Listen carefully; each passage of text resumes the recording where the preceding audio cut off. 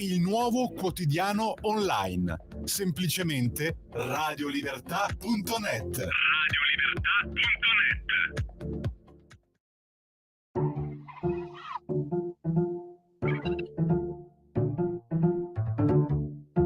Va ora in onda Oltre la pagina.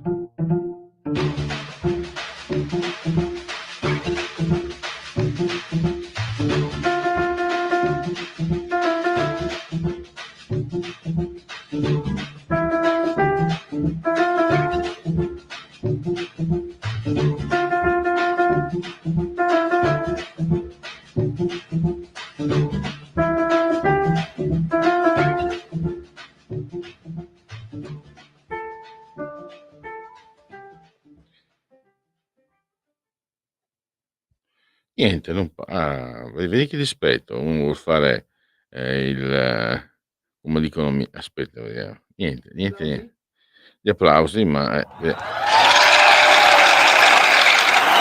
applausi alla sigla, che ancora prima, ad agosto, prima mi è stato detto, è stata imitata da un giornalista molto famoso, molto in auge. Benissimo, purché si ascolti.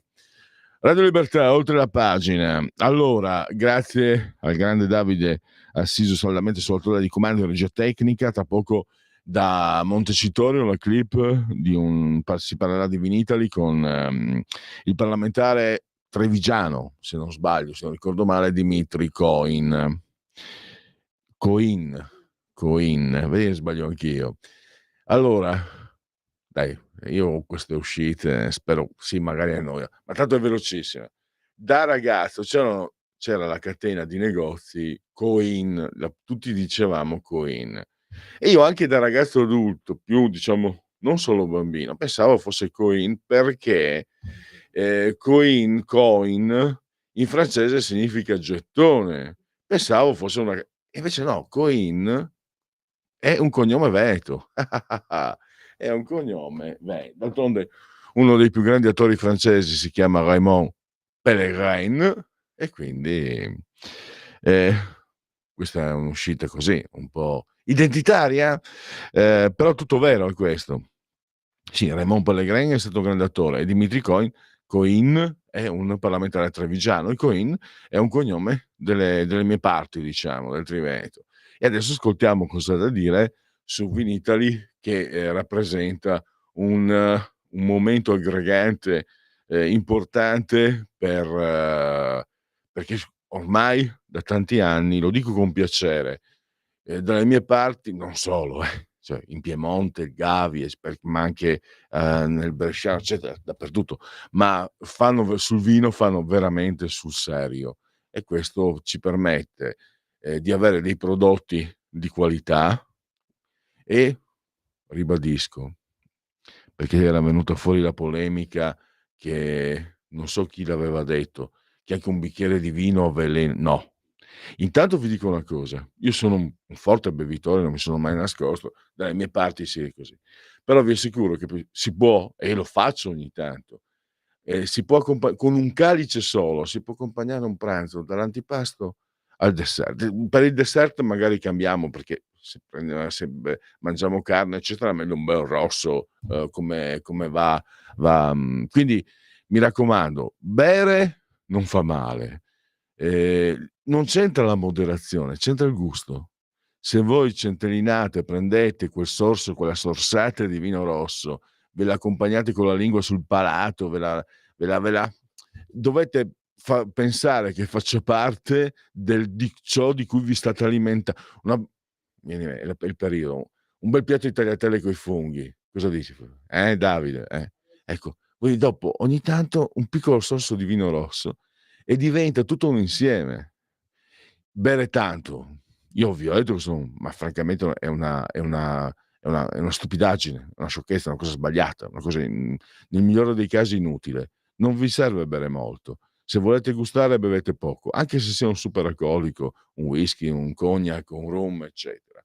Quindi ve lo dice un forte bevitore che ormai ha questi stravizi, però secondo me l'alcol assunto come si deve è anzi diciamo, in latino un plus o un plus se vogliamo dirlo all'anglosassone. Vinitali con Dimitri Coin. Qui Parlamento.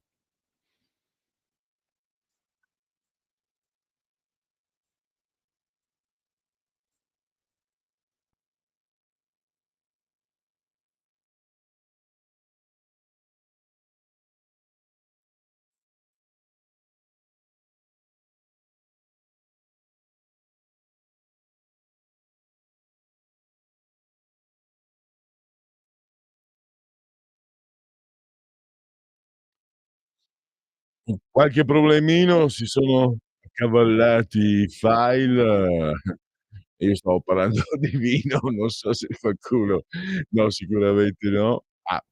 Fatemi chiusare allora. L'eccesso francamente è da sciocchi, poi si sta male, poi magari vi mettete cioè mi raccomando, cioè al di là adesso guidare, dopo aver bevuto troppo, da prendervi a scapaccioni, se posso permettermi.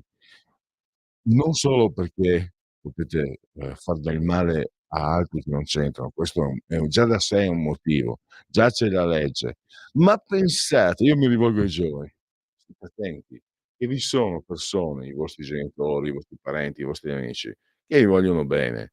Un po' di senso della responsabilità verso se stessi e quindi verso le persone che vi vogliono bene.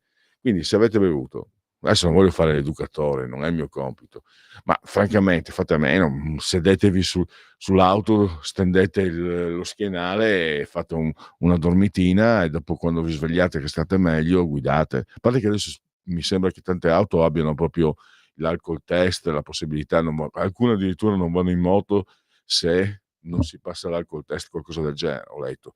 E, e che siano bene, tutte le auto dovrebbero averlo. Paolo Formentini, cambiamo argomento, ho parlato di alcol per niente. Qui Parlamento.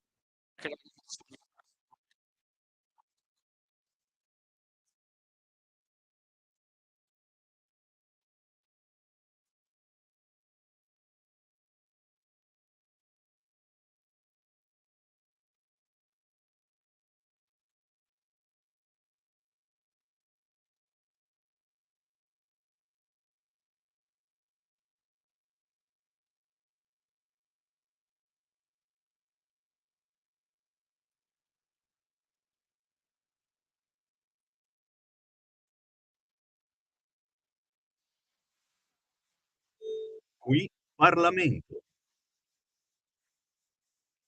Bene, è stata una cosa intensa ma breve. Ehm, allora, ne approfitto per fare la scaletta. Oggi torna Parole di scrittori. Alle 11:35 Paola Sironi, il quinto romanzo che parla di un gruppo di investigatrici particolari che agiscono qui a Milano, è un noir che sta avendo successo e quindi, ehm, se siete, appassionati, di lettura di gialli è un momento per saperne qualcosa in più, poi magari trovate degli spunti di interesse per approfondire l'argomento. Invece dopo le 11, alle 11:05 torna Nathan Greppi. Con lui, stiamo facendo, grazie anche proprio alla radio, questo percorso, dei rapporti internazionali di Israele. E oggi, parliamo di India.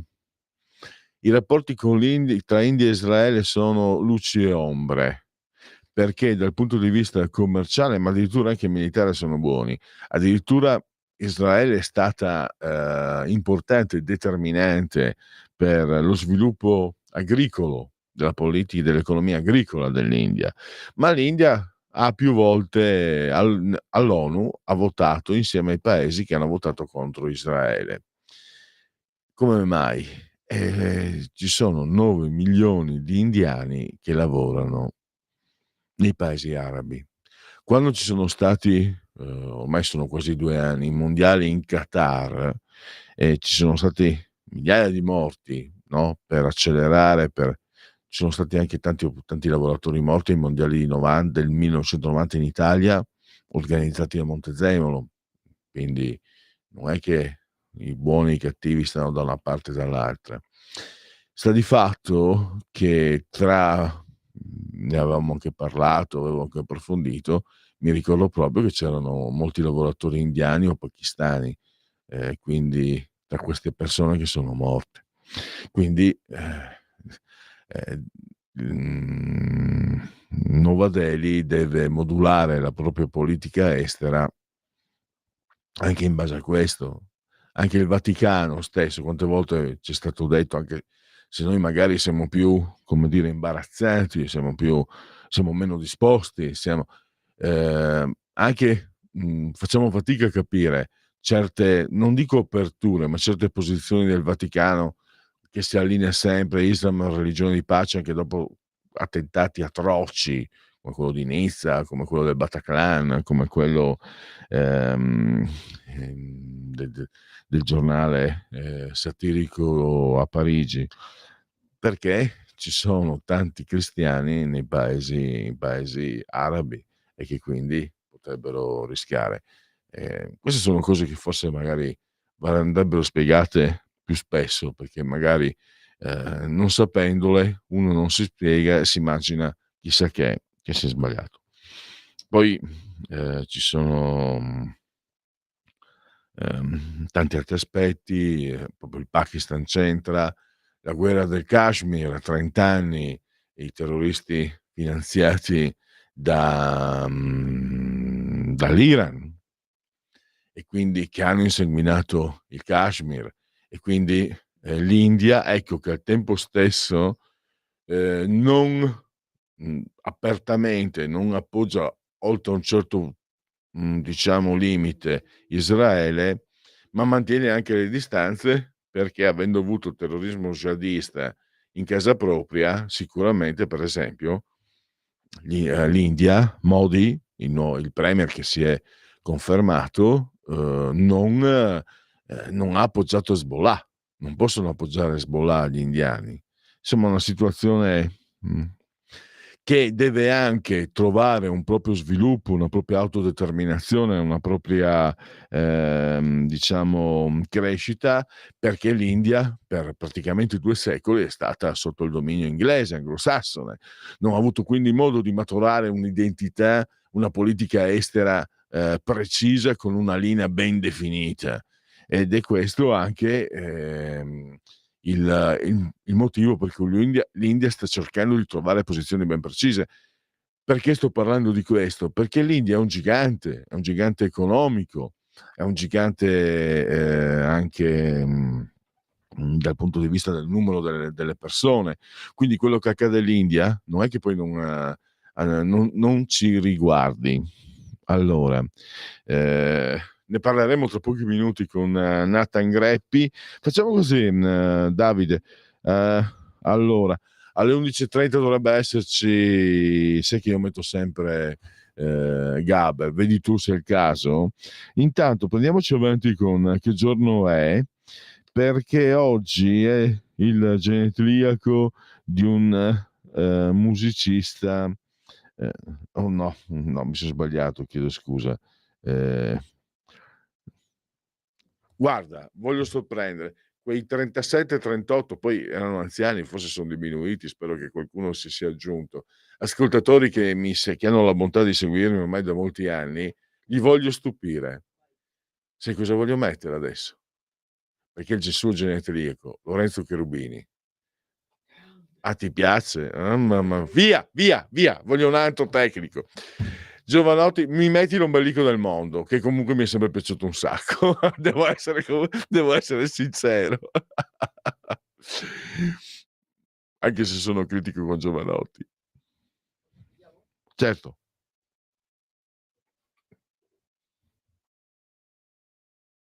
The whispers in the morning.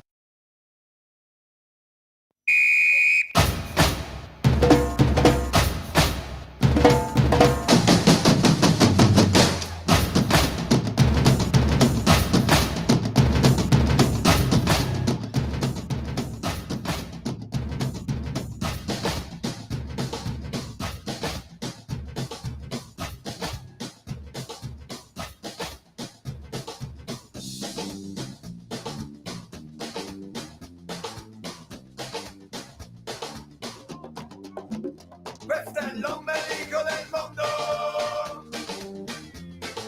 L'ombelico del mondo. Questo è l'ombelico del mondo. Oh, l'ombelico del mondo. E qui che si incontrano facce strane, di una bellezza un po' disarmante, pelle di ebano di un padre indigeno e occhi smeraldo come il diamante, facce meticce di razze nuove come il millennio che sta iniziando. E questo è l'ombelico del mondo e noi stiamo già ballando. Questo è l'ombelico del mondo.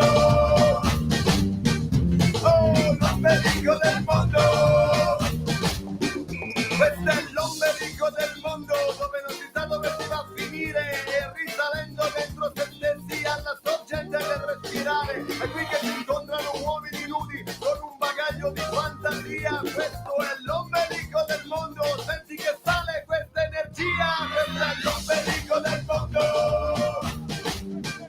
Oh, l'ombelico del mondo.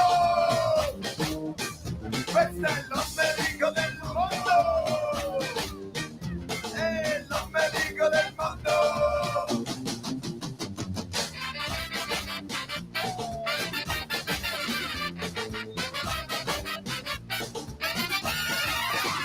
Questo è l'ombelico del mondo, è qui che c'è il posto dell'immaginazione, dove convergono le esperienze e si trasformano in espressione, dove la vita si fa preziosa e il nostro amore diventa azioni, dove le regole non esistono, esistono solo le eccezioni. Questo è l'ombelico del mondo. L'ombelico del mondo. L'ombelico del mondo. Questo è l'ombelico del mondo.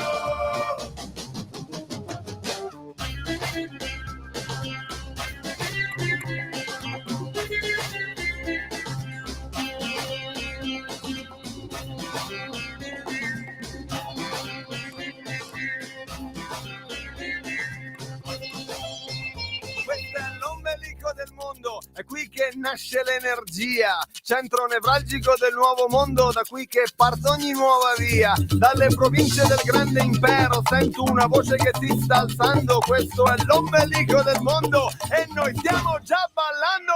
Questo è l'ombelico del mondo. L'ombelico del mondo. L'ombelico del mondo. Questo è l'ombelico del mondo.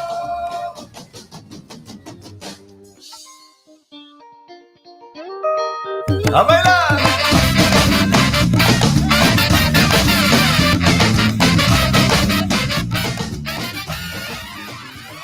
Uepa, uepa, uepa, uepa! Ahí la mano!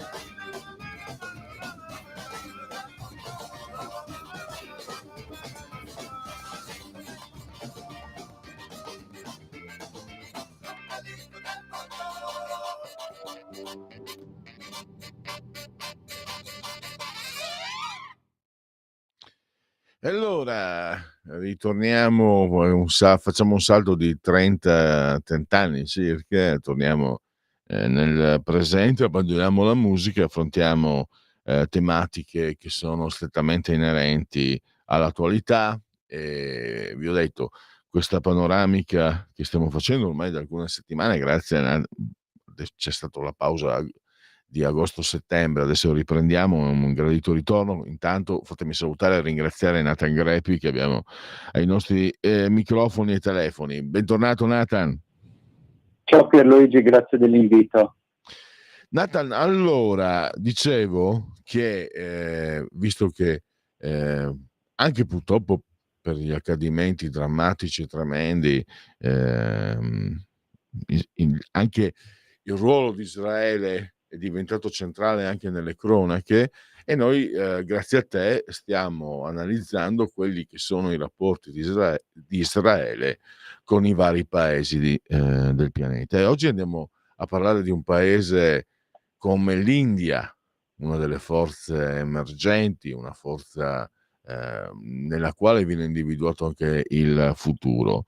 È un rapporto tra luci e ombre e ci sono anche i motivi. Dicevo, per esempio, introducendo prima che iniziassimo questo collegamento, per esempio, l'India ha buoni rapporti con Israele. Israele è stata importante anche per lo sviluppo della politica agricola dell'India, ma per esempio all'ONU l'India vota con i paesi che votano contro Israele, ma non è per come dire, per sfizio, no? Per capriccio, perché ci sono comunque 9 milioni di indiani che lavorano nei paesi arabi. Tra l'altro io ribadisco, ricordavo che quando ci sono stati i mondiali del Qatar e ci sono stati molti morti perché questi lavori sono stati accelerati e le condizioni non erano certo quelle ideali, mi ricordo di aver letto sui giornali che molti di questi erano anche effettivamente lavoratori indiani e pakistani, quindi è una realtà. Insomma, un quadro che si inserisce in un contesto come quello attuale, che dopo il 7 ottobre ha visto degli sviluppi anche drammatici. Ho parlato troppo, a te la parola Nathan, anche se sei tu, l'ha detto l'esperto, quello che conosce da vicino queste materie. Beh, io più che essere io l'esperto ho intervistato un esperto, il giornalista indo-britannico Tufail Ahmad, un ex redattore della BBC per i servizi in Urdu. Me l'ho intervistato per Mosaico ad agosto e lui mi ha raccontato un po' di cose sui rapporti tra Israele e l'India che, come giustamente hai ricordato tu, in realtà dal 92, solo dal 92 hanno relazioni diplomatiche, perché prima non avevano proprio relazioni i due paesi, sia perché in India c'è molto un po' grossa la componente musulmana, sia perché l'India, ricordiamolo, durante la guerra fredda era tra i paesi che guidavano il fronte dei paesi non allineati assieme all'Egitto, alla Jugoslavia, anche se di fatto erano più vicini ai russi, ai sovietici che agli americani. E dal 92 però, quando c'era il governo Narasimha Rao come primo ministro, i due paesi hanno instaurato relazioni diplomatiche che sono diventate molto proficue anche per la collaborazione nel settore agricolo, nell'industria militare, e permane a prescindere dal colore politico del governo, perché sotto l'attuale primo ministro Narendra Modi, che è il capo del partito nazionalista indù BJP, i rapporti con Netanyahu si sono rafforzati, ma nonostante si siano rafforzati sotto il governo di destra, questi rapporti queste relazioni si sono instaurate quando al potere c'era la sinistra, e quindi anche dopo che a giugno Modi ha perso la maggioranza assoluta dei seggi, si prevede che le relazioni rimarranno stabili a prescindere dal colore politico del governo indiano.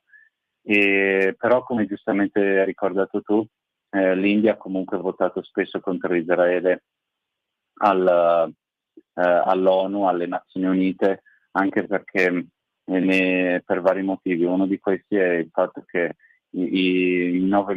circa 9 milioni di indiani, quando ho fatto questa intervista, risultavano lavorare nei paesi arabi, e quindi Modi, da un lato, per lui è importante mantenere un buon rapporto con Israele, ma dall'altro lato deve stare attento a non minare i rapporti con altri paesi del Medio Oriente. Poi c'è anche da dire che la posizione ufficiale dell'India in politica estera, più che dal primo ministro, viene espressa dal ministero degli esteri. 5 giorni dopo l'attacco del 7 ottobre, durante una conferenza stampa tenutasi a Nuova Delhi, il portavoce del Ministero degli Esteri indiano Arindam Bakshi condannò l'attacco terroristico di Hamas, ma aggirò le domande dei giornalisti che gli chiedevano nello specifico se Hamas era da designarsi come un'organizzazione terroristica. In più ribadì che l'India manteneva la sua posizione in merito alla creazione di uno Stato di Palestina sovrano, indipendente, a fianco di Israele. Quindi è un po' un gioco delle parti in cui cercano di stare un po' da accontentare un po', cioè cercano di accontentare un po' tutti. Nathan, anche, no, scusa no. se ti interrompo, riprendendo sempre il tuo articolo e le interviste che hai svolto, va anche inserito in un determinato contesto. L'India è un gigante, ma è un gigante giovane, è un gigante bambino, perché per 2 secoli è stata dominata dagli inglesi, e dal 47 che cerca in qualche modo una propria emancipazione, e quindi anche questo fa parte, diciamo, di un processo di consapevolezza, se non di crescita. Tra l'altro il premier confermato, considerato, indicato come molto valido, molto capace, uno che sta veramente facendo crescere il proprio paese. Questa è una mia indagine superficiale, non vorrei sbagliare, quello che ho letto superficialmente. Modi è anche molto, molto vicino. Io poi ho messo anche qui, scorrono sulle pagine anche in televisione, no? Metto le immagini, ci sono proprio immagini di grande confidenza e vicinanza a Netanyahu. Però un conto sono le sue posizioni, un conto quello di tutto un paese che mi sembra stia anche, da quello che ho capito anche grazie al tuo articolo, sta cercando di prendere consapevolezza delle proprie potenzialità, se non sbaglio. Sì, è un paese, come hai detto tu, un paese giovane, nato come Israele è stato, nato un anno prima di Israele, e come Israele in seno alla decolonizzazione, allo sfaldamento dell'impero coloniale britannico, e quindi sta ancora cercando un po' la sua strada, anche se e quindi cerca di andare d'accordo con molti paesi, cercando di non scontentare nessuno. Per questo sono un po' alleati degli americani, però allo stesso tempo hanno una strette relazioni con la Russia da sempre. L'India come paese indipendente ha sempre avuto stretti rapporti con i russi, e infatti si è visto anche nelle loro posizioni un po' ambigue, a dir poco, sulla guerra in Ucraina. E poi loro da un lato in India ci sono comunque varie anime, varie correnti e vari modi di pensare, essendo un paese multietnico e multiconfessionale, e questo si riflette anche sui rapporti con Israele. Però dall'altra parte il governo indiano ha zero simpatia per i movimenti jihadisti e per l'integralismo islamico, dal momento che loro stessi per decenni hanno dovuto confrontarsi con la minaccia jihadista nella valle del Kashmir, che spesso veniva foraggiata dal vicino Pakistan. Poi parlando sempre a proposito di minacce jihadiste, di movimenti islamisti, e a proposito del Pakistan, questo Ahmad mi ha raccontato che nel corso dell'ultimo anno circa 50.000 pellegrini sciiti che dal Pakistan si erano recati in Iraq, in Iran in pellegrinaggio, sono scomparsi, e molti temono che questi 50.000, o buona parte di essi, siano stati reclutati nella brigata Zainabiyun, che è una brigata che l'Iran ha costituito molti anni fa per reclutare membri della minoranza sciita in Pakistan tra le proprie truppe, così come la brigata Fateh-Mune viene utilizzata dall'Iran per reclutare tra le proprie truppe la minoranza sciita in Afghanistan, e hanno paura che semmai l'Iran e Israele dovessero arrivare ad uno scontro diretto, è probabile che queste brigate di sciiti pakistani e afghani verranno anch'esse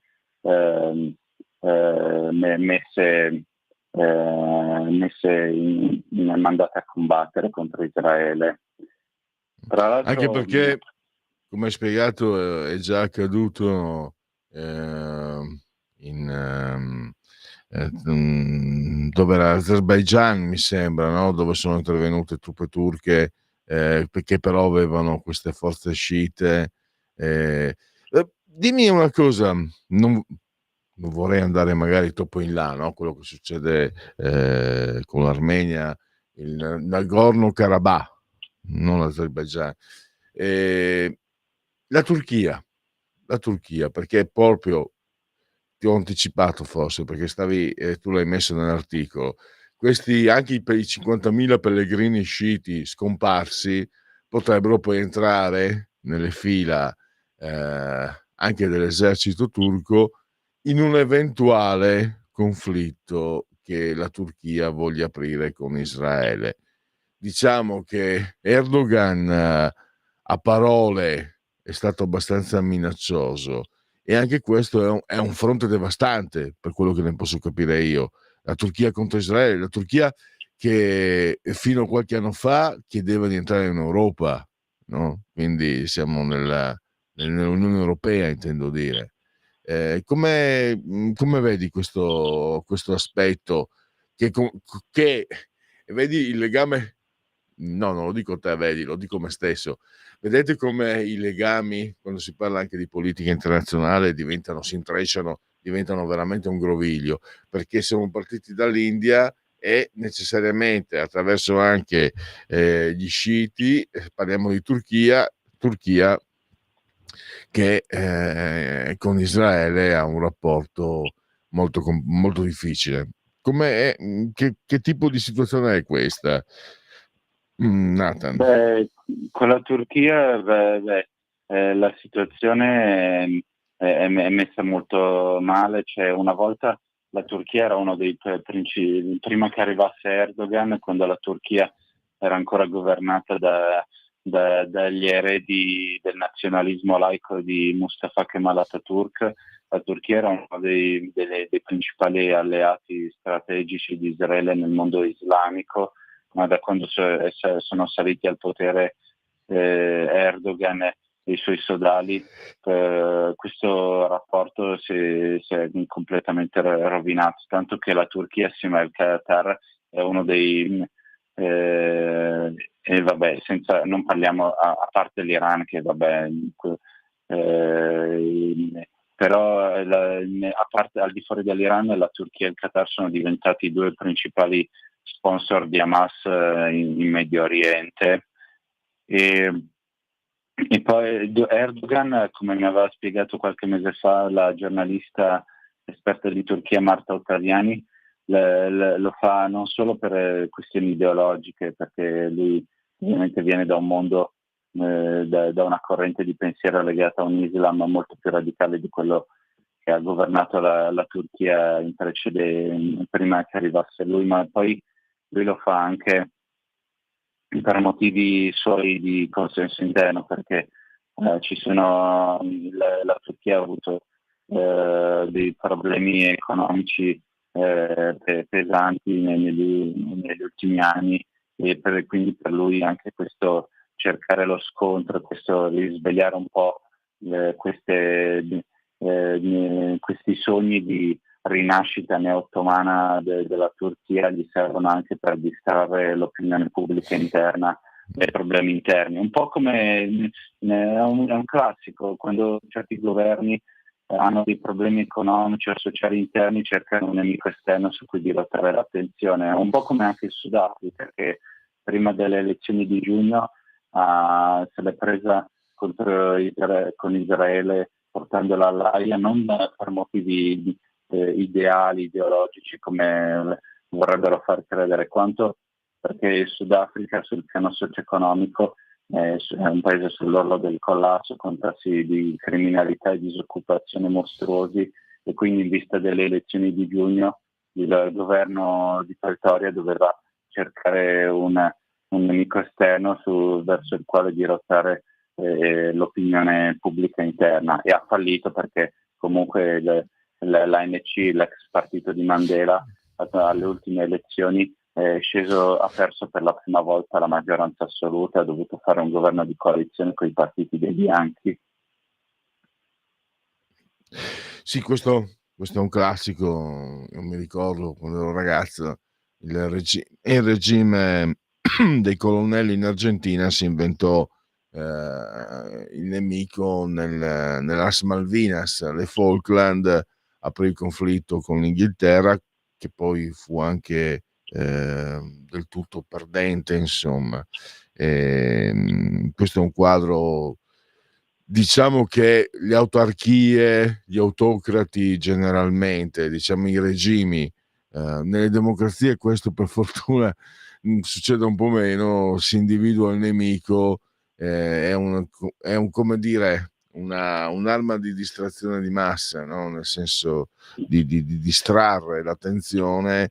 Tra l'altro è un meccanismo mentale abbastanza semplice, perché anche a livello proprio di singole persone, no? È facile trovare un nemico, perché sembra che tante volte mi sembra che le persone non aspettino altro che l'occasione di odiare qualcuno per sfogare frustrazioni e altre cose di questo genere. Secondo te però, perché non voglio prendere le difese di Erdogan, anche perché pensa che io ho conosciuto il condirettore Cainarca di questa radio nel dicembre del 2004, no? Tu eri già nato, sei giovane ma eri già nato, in occasione di una manifestazione indetta dalla Lega per protestare contro l'entrata della Turchia in Europa. Pensa, Nathan, da dove arrivo quando parlo della Turchia, perché a quell'epoca, adesso sembra incredibile, ma Prodi, tutti volevano assolutamente, cioè Prodi non è uno sciocco, lo voleva per avere una posizione dell'Europa strategica, in una posizione strategica, per carità. Però tutti sembrano, e noi leghisti che non volevamo, perché dicevamo entrano 70 milioni di musulmani, eccetera. Poi la Turchia è in una posizione un po', diciamo, di metà, di mezzo, non la puoi considerare Europa storicamente e culturalmente. Certo, c'è anche Europa culturalmente e storicamente, ma venivamo tacciati di essere dei razzisti, di essere retrogradi, e tutto, insomma, tutta la solita solfa. Adesso vedo che non ce n'è uno più di quelli che ci accusavano, di quelli che volevano la Turchia, ma proprio sui giornaloni, quelli che chiamiamo i giornaloni. Mamma mia, come si fa a non volere la Turchia in Europa, no? Era questo il tono. È vero che sono passati ormai tanti anni, 20 anni a dicembre, quindi. Però devo dirti una cosa, detto questo, perché voglio essere chiaro, no? Credo che Erdogan abbia dimostrato comunque, certo, un autocrate, certo, mi ricordo quando ha perso le elezioni a Istanbul, eccetera, le ha annullate, quindi secondo certi le stesse misure che un certo mondo occidentale usa per Putin, se le usasse per Erdogan dovrebbe sbarrare ogni rapporto con Erdogan, ma evidentemente poi ci sono gli interessi. Però sicuramente è un leader, non è uno sciocco, è uno che ha dimostrato anche di fermarsi un momento prima del baratro, di saper minacciare e rientrare. È un leader, non so se il termine può essere elastico, no? Fa un passo come Lenin, un passo avanti e due indietro. Cosa ne pensi? E quindi questo, anche pensando a Israele, tu hai spiegato il motivo per cui lui sbraita, no? Si mette contro Israele, però quanto può essere realmente, guardando proprio il complesso dei fatti, quanto può essere pericoloso per Israele, e direi a questo punto per il mondo, perché se la Turchia si scatena contro Israele, secondo me poi a questo punto nessuno può dormire sonni tranquilli. Beh, io nel 2004, quando dicevi tu che protestavate, io nel 2004 avevo 10 anni, ricordo che in quel periodo sentivo i discorsi degli adulti anch'io i discorsi degli adulti sulla Turchia, e quelli che non erano buoni all'idea che entrasse in Europa. E a 20 anni di distanza adesso è chiaro chi aveva ragione, però quanto invece sulla ipotesi che Erdogan passi dalle parole ai fatti o meno, guarda, non voglio fare previsioni perché quando se abbiamo imparato dalla guerra in Ucraina, dalla situazione pre-7 ottobre, che quando cerchi di fare previsioni previsioni sia in positivo che in negativo, rischi che queste invecchino molto male e molto presto. Quindi sì, non voglio fare previsioni, non voglio rischiare di fare previsioni che rischiano di invecchiare male e di rivelarsi errate nel giro di breve tempo. Diciamo che mi sembra un osso duro, cioè mi sembra un soggetto particolarmente abile e anche in grado di spostarsi. Nathan, siamo alla fine di questo collegamento. Io direi che allora possiamo andare a concludere, e il nostro appuntamento è compatibilmente con gli impegni, ma direi indicativamente per il prossimo venerdì, sempre a quest'ora, perché c'è un altro capitolo da sviluppare dei rapporti tra Israele e, diciamo, il resto del mondo. Ok, grazie mille per l'ospitalità. Grazie a te, grazie a Nathan Greppi, giornalista e saggista.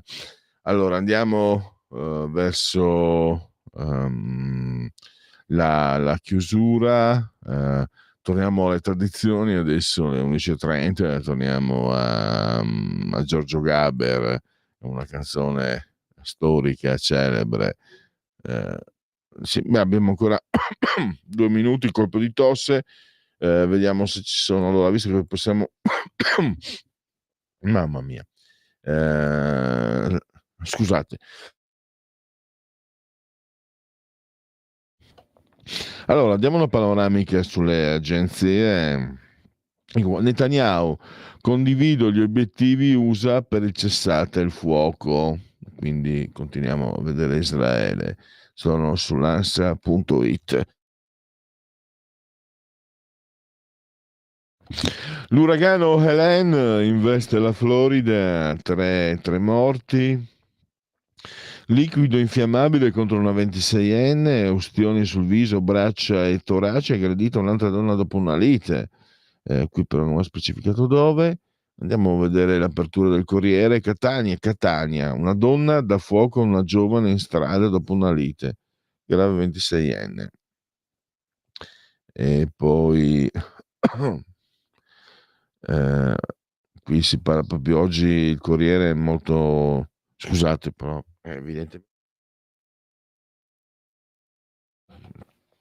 Sì, tra 30 secondi, anzi andiamo in pausa.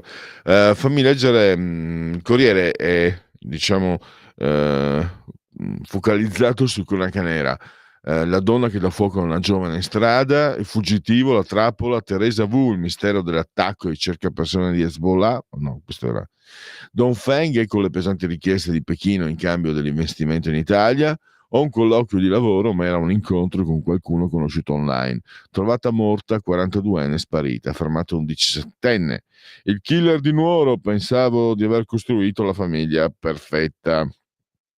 Pensava di aver costruito la famiglia perfetta, ma era ossessionato, controllava tutti. Strage di Nuoro, il figlio superstite, sono tutti morti. Mi sono salvato perché ho finto di esserlo anch'io, urlavano tutti.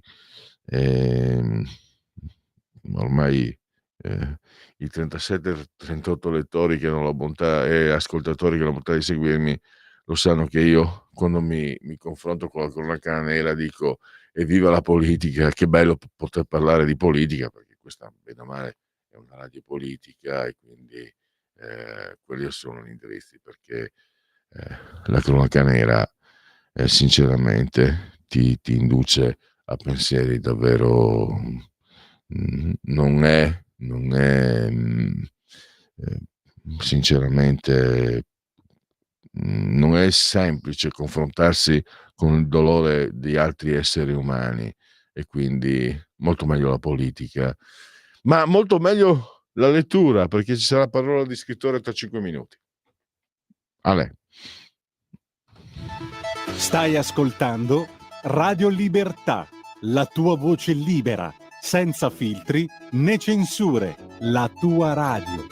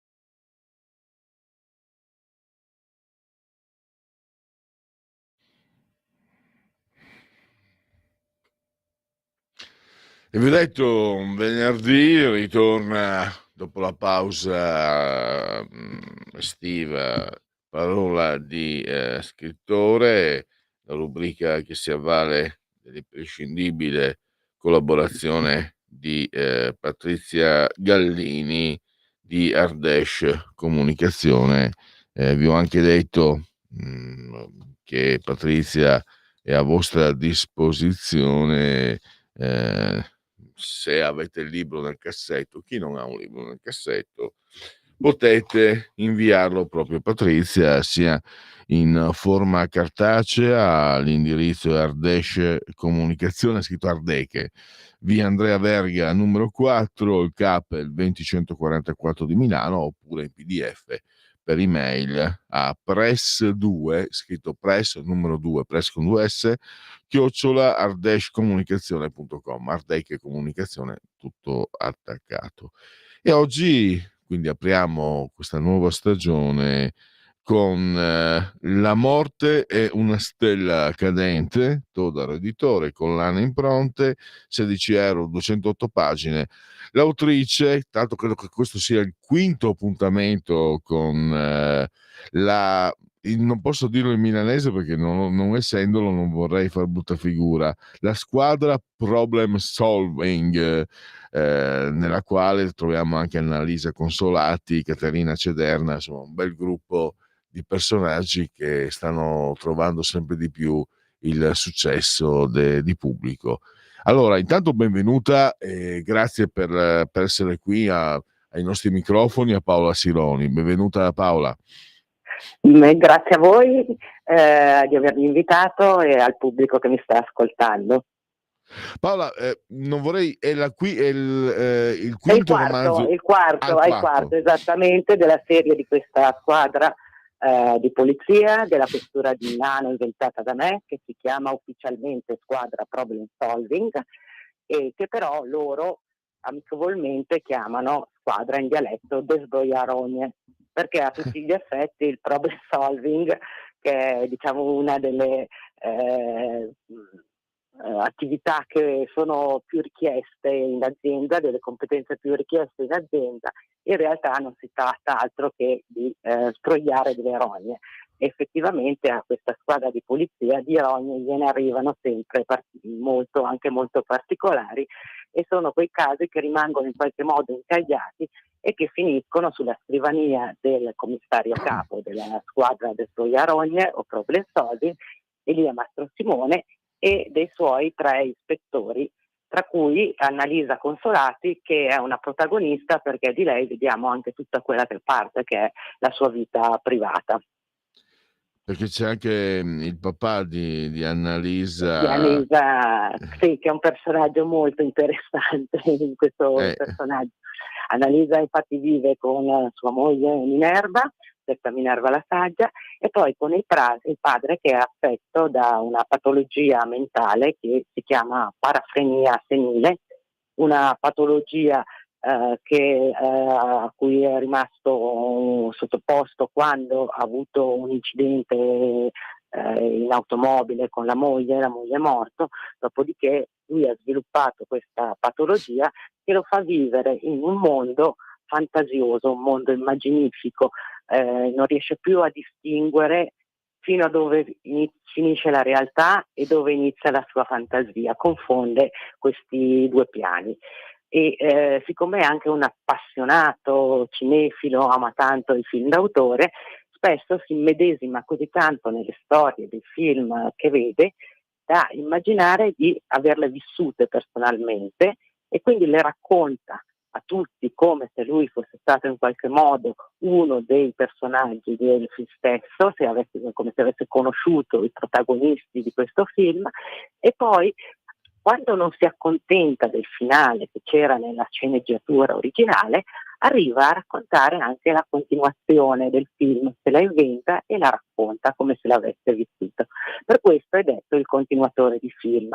E nei miei romanzi, infatti, in ciascuno troverete alcuni film, in genere un paio, di cui non solo potrete rivedere la trama se li avete già visti oppure venirli a conoscere, ma saprete anche qual è la continuazione di questi film.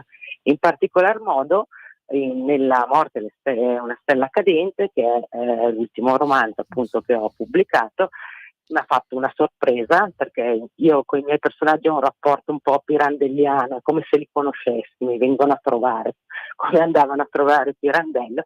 In questo romanzo mi ha fatto una sorpresa perché ha scelto 2 film che sono nella mia top 10, 2 film che amo tantissimo. Uno è conosciutissimo, Luci della città di Chaplin, che è un muto degli anni 30, un film che nessuno si dovrebbe perdere, e del quale io speravo che Patrizio non ci raccontasse la continuazione, come anche per esempio Minerva, anche lei non voleva che ci fosse una continuazione di questo film, perché il finale è talmente commovente, è un finale aperto, ma è talmente commovente, talmente bello, che uno se lo vuole portare a casa e tenere così. Invece devo dire che Patrizio anche in questo caso è riuscito a stupirci e ci racconta una continuazione che è veramente da leggere. E l'altro film? L'altro film invece è Giulia di Zinnerman, è un film con Jane Fonda, che credo che anche questo chi ama il cinema sicuramente l'ha visto, un film degli anni 70 che è tratto dal racconto Pentimento di Lillian Hellman. È un film che ci porta nella storia degli anni 40, anni 30, fine anni 30, quando c'è la nascita del nazismo in Europa. È una storia tragica, veramente tragica, di un rapporto tra un'amica americana e un'altra sua amica che è andata a vivere in Europa e subisce tutte le conseguenze del nazismo. Anche qua Patrizio ci dà un po' di consolazione, perché il finale di questo film, per chi l'ha visto, anche per chi non l'ha visto, è piuttosto più che malinconico, lascia veramente un vuoto, e Patrizio riesce comunque a coprire questo vuoto che viene lasciato dal film. Mentre stavo ascoltando mi è venuto in mente, adesso una notazione personale, non vorrei essere fuori luogo, che io Luci della città, Paola, faccio fatica a vederlo come film, per me è solo poesia, cioè è poesia, Bravo, è poesia bravo. pura. Luci della città è pura poesia, ed è una poesia. La bellezza proprio di questo film è che in questa poesia c'è anche una parte comica, ironica, molto forte, no? Ed è bello che ci sia appunto questa commistione di generi, no? Dove la poesia riesce anche a farci uscire in una risata e subito dopo riesce a farci piangere, perché questo film fa veramente piangere, ma è un pianto che comunque poi lascia dentro tanto, un pianto che non solo è consolatorio, ma serve anche poi a lasciare dentro degli ragionamenti importanti. Tanto non credo sia casuale, perché dicevamo l'altro giorno, il suo romanzo è un noir, e confrontandomi sia con voi autori, ma anche in genere quello che si può leggere dalla critica, ormai il noir è un genere che esce dai generi, perché è uno strumento per raccontare la realtà che ci circonda, e credo forse sia anche per azzardo, Paola, e anche per questo, perché non è comune trovare comunque protagonisti multipli, pessima definizione, diciamo di solito c'è il o la protagonista, e di solito il protagonista è uno. Qui invece c'è una squadra, addirittura anche proprio con situazioni diverse, eccetera. È stata, ho l'impressione che sia stata una scelta sua proprio per raccontare, prima ancora che la trama che c'è, poi qui è veramente particolare, perché si parla di questo aspirante ufologo mutilato, quindi in un parco qui a Milano, eccetera. Però mi sembra che la trama, che naturalmente appassiona ed è come dire il filo portante, insomma, già quello che costituisce il riferimento per l'attenzione del lettore, ma è anche poi un modo, il noir, per raccontare il mondo che ci circonda in tutti i suoi aspetti, le sue sfaccettature, se non sbaglio. Sì, sicuramente. Allora, in tutti i libri c'è un tema sociale importante. In questo libro in modo particolare... Paola, mi scusi, abbiamo dei problemi con la ricezione, non so se dipenda dal telefono, dalla posizione, perché si sente. Vediamo adesso. No, facciamo così, la richiama il nostro tecnico subito. Se lei chiude la comunicazione, il nostro tecnico la richiama, vediamo di stabilire una connessione che sia auscultabile dai nostri ascoltatori, da chi ha la bontà di seguirci. Vediamo subito. Questi sono gli inconvenienti della diretta, diceva De Cuius. Vediamo un po' se riusciamo a stabilire questo contatto. Vediamo. Eccoci qua. Grazie al fulmineo tempestivo Davide. Allora, bentornata Paola. Allora, dicevo, questo collegamento è il noir che permette a voi scrittori e a noi lettori anche di guardare il mondo che ci circonda, la realtà in tutte le sue sfaccettature di ogni tipo. Sì, infatti, stavo dicendo che appunto tutti i libri di questa serie qua hanno un filone sociale portante, nell'osservazione che da scrittore io faccio della realtà. In questo in particolare uno dei filoni di sfondo a tutta la narrazione, all'indagine e anche all'omicidio riguarda il fenomeno di fake news, complottismi, un fenomeno che in qualche modo secondo me è sempre stato diffuso nella storia dell'uomo, però adesso ha questo amplificatore forte che sono i social network, per cui sta diventando un fenomeno molto invadente. Infatti, come dicevamo, la vittima è questo ufologo dilettante che per riuscire a aumentare quella che è la sua diffusione mediatica, i suoi follower e tutto quello che ne segue, inscena un finto avvistamento UFO a cui segue un finto rapimento alieno. Lo inscena la notte di San Lorenzo, la notte delle stelle cadenti, dopodiché effettivamente scompare. E dopo 3 giorni viene ritrovato il suo cadavere, come dicevamo, completamente dissanguato e mutilato del cuore, quindi un omicidio piuttosto inquietante e che ha le caratteristiche tipiche di un fenomeno che viene effettivamente osservato dagli ufologi, che si chiama fenomeno MAMMA, cioè MUM, mutilazioni umane metodiche, esiste anche il MAMMA, mutilazioni animali metodiche, che potrebbe far pensare che effettivamente ci sia stata un'interferenza extraterrestre e ci sono comunque dei testimoni non sempre proprio attendibile che sono convinti di questa cosa. Invece la mia squadra, che appunto come dicevamo è una c'è una protagonista ma è una squadra e il lavoro di squadra è fondamentale poi per la risoluzione dei delitti.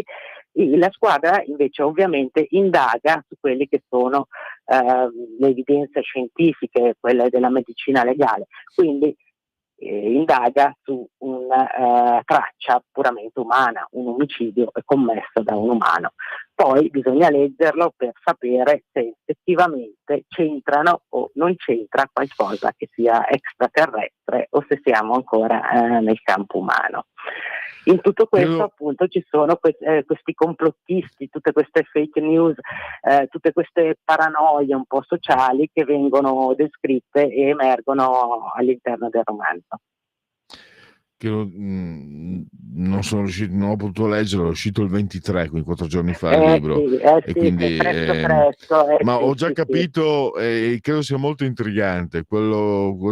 Penso di aver già capito anche il clima, quello di creare delle ipotesi e poi la squadra che è la realtà che ci porta sui fatti, però creare delle ipotesi che suggestionano moltissimo il lettore.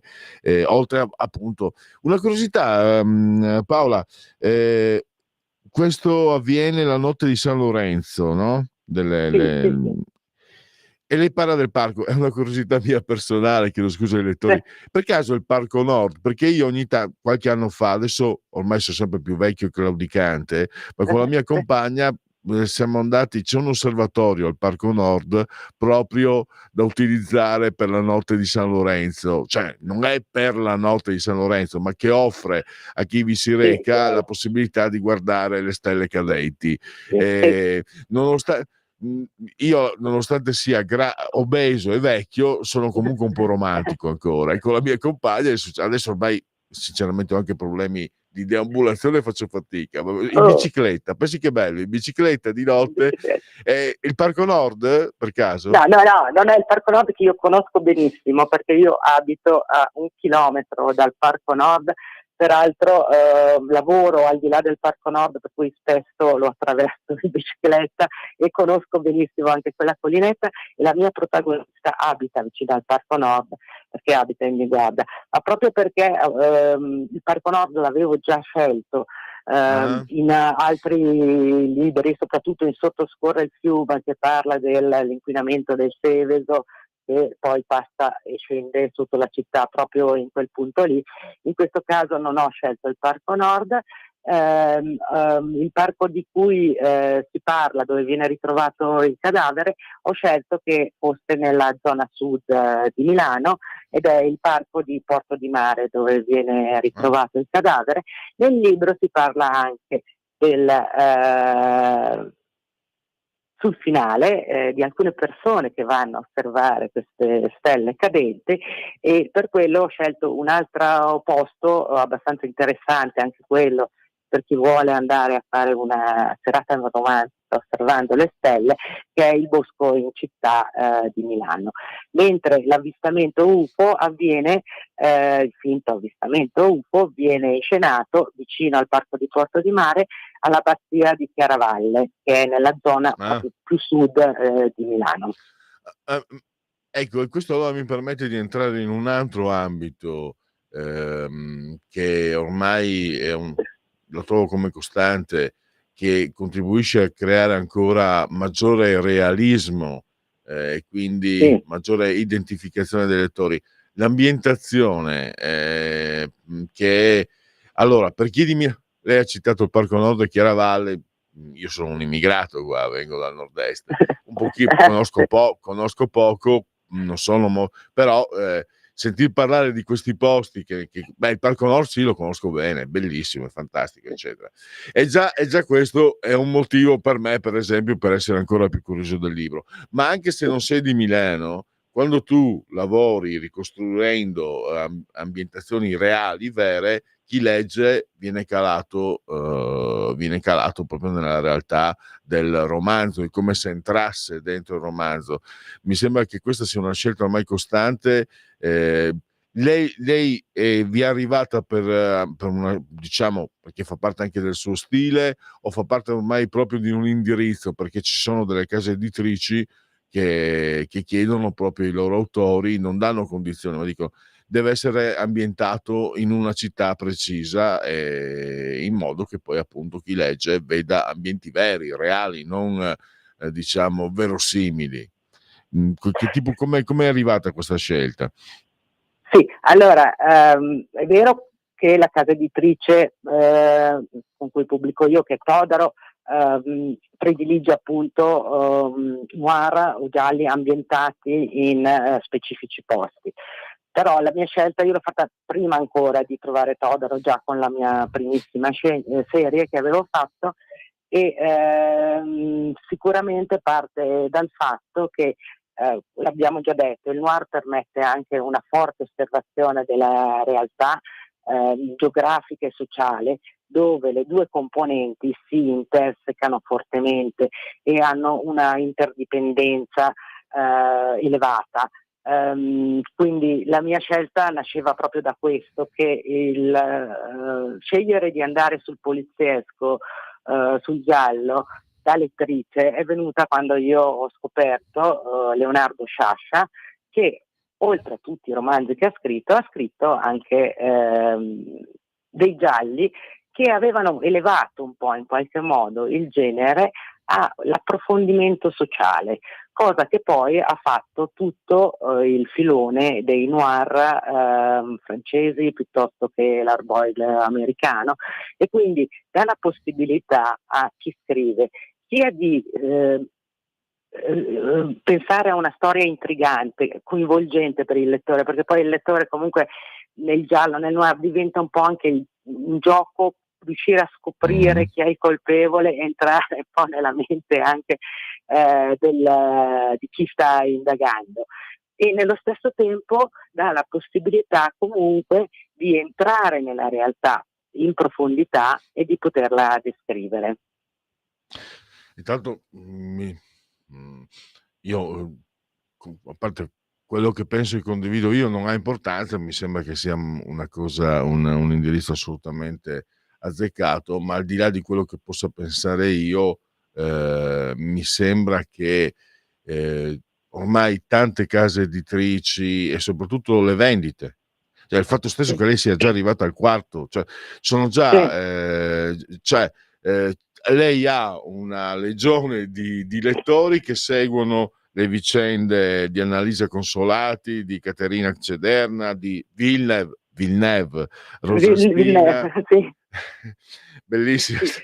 Io sono, posso dire, Villeneuve si chiama così proprio il nome di battesimo, perché è nato il giorno in cui è morto il famoso pilota, e il padre, che era un fan del pilota, ha voluto dargli questo nome, però l'hanno trascritto all'anagrafe in italiano, quindi è scritto proprio come si pronuncia.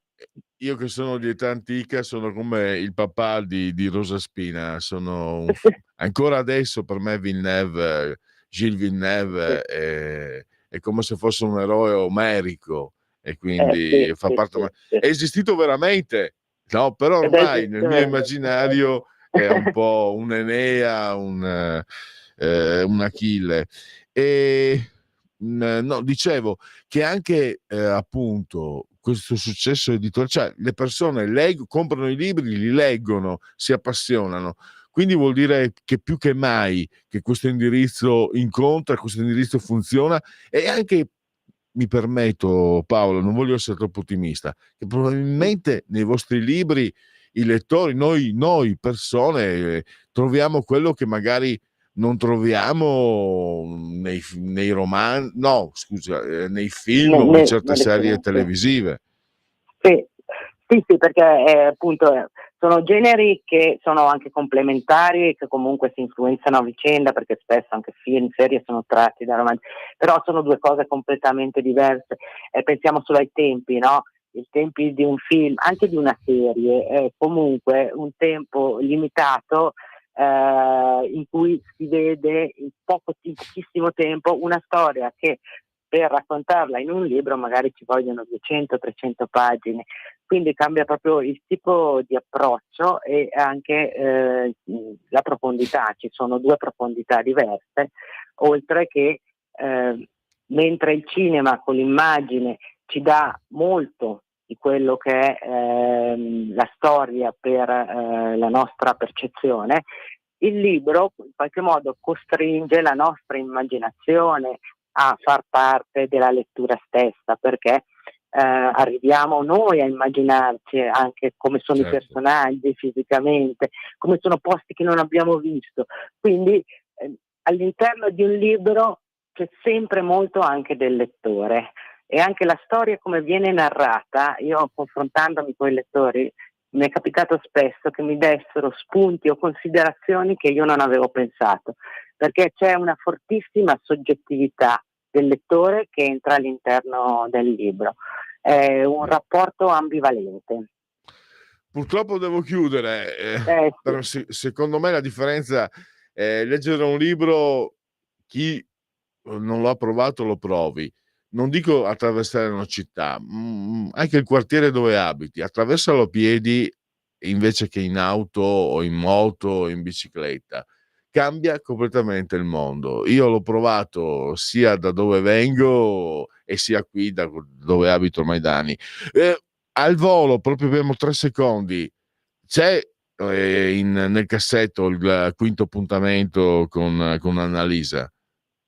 Ancora no. Ah. Cioè, sono ancora io, la prima fase si chiama nebulosa, ho una nebulosa in testa che vediamo se si svilupperà. Paola, che sia, sì. devo chiudere, che sia il quinto con Annalisa, che sia qualcosa di nuovo, noi per lei siamo qua a disposizione. Grazie ancora. Benissimo, grazie a voi e buona giornata a tutti. Avete ascoltato Oltre la pagina.